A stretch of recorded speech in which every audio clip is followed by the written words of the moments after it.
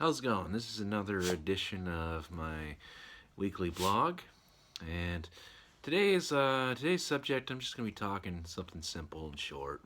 Nothing huge. Um, One thing I wanted to talk about is what I call fitness envy, and at this time of year, it's pretty tough for me because this is my birthday time, and so you always get kind of reflective. You always get kind of worried about, what did you do this past year? Why did nothing really go the way you want? And for me, there's that new added layer of what I aptly call fitness envy. And I look at myself, I look in the mirror, and I kind of wonder, I put another year into this, and I still don't look the way I want to look. I still don't perform the way I wish I could perform, and sometimes it's just the fact that schedule changes sometimes gets in the way, and then there's the lack of desire every now and then there's just some injuries or some sickness where you got to let yourself heal, and so you got to start over again. And for me, starting over is kind of a hard thing, and I'm a very slow starter, but once I get into the motion, it's pretty good.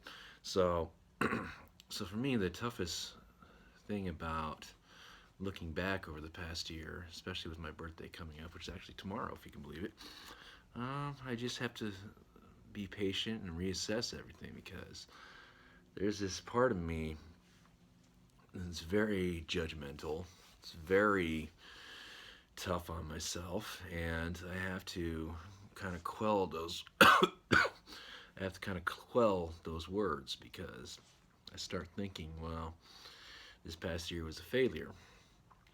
And in reality, it really wasn't. I mean, I was able to keep a consistent workout regimen. I stuck with my vegan diet, so I never really had any desire to ever go back either. So I mean, to me, that's the biggest part, is when you have no desire to actually go back to what you used to do in terms of eating.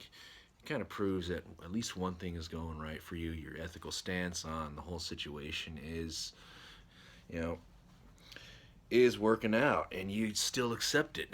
And so to have that sort of strength within yourself kind of proves that a lot of things are going right, and it proves that your mental fitness as well as your physical fitness, they go hand in hand, and it's still there. And while every now and then I have some issues, and every now and then I kind of slow it down, or I have to take a step back because um, because something happens.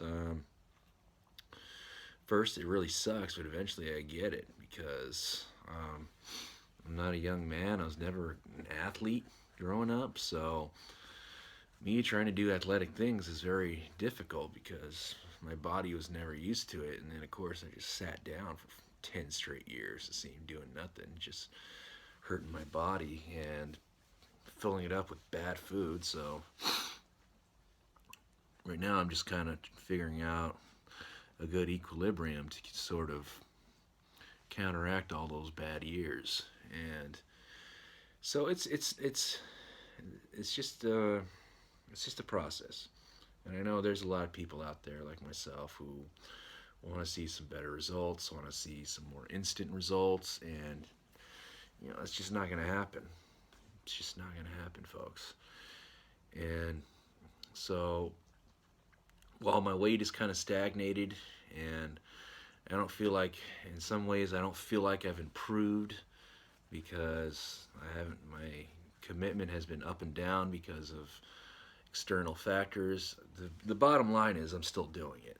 And in the end, that's really the most important part, because, once the turn of the year happens and we all do our resolutions, we all ratchet up our effort, at least I'll be capable of ratcheting it up, because I'm gonna have to. This holiday season's killing me. I mean, as you can tell, I'm sick, and no, I'm not a cocaine addict. That's what you're wondering. But yeah, uh, I'm kind of happy I'm still doing this. So even though there's been some up and downs throughout this year. That's the only thing I can really say I'm thankful for. So that's really my advice for you. Just keep going. Just keep going. This is better than stopping, because if you completely stop, you have to really restart over. And at least for me, I'm just slowing down and then speeding up. So I think that's a much better way of doing it than trying to stop and then hit 70 miles an hour, unless you have like some kind of, unless you have some really 12 good car like a 12-cylinder Bugatti or some crap like that. So I mean, anyway, I hope you all have a good day. Take it easy.